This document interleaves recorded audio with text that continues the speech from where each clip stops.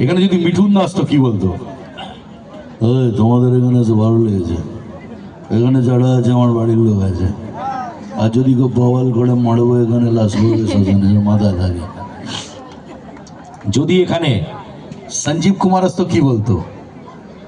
ऐसा लग रहा है हम लोग ने देखा है, मुझे फिलहाल याद नहीं, माना अभी के शूटिंग में देखा था क्या?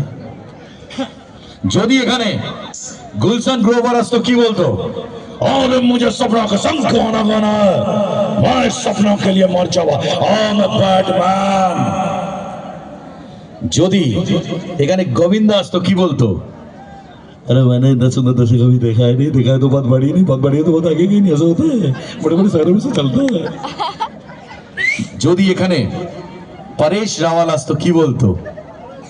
अरे नहीं रे बाबा, ऐसा लग रहा राजू मुझे नहीं पहचानते, ऐसा होता है बड़े बड़े शहर में चलता है। আর যদি এখানে নানা পাটেকর আসতো কি বলতো?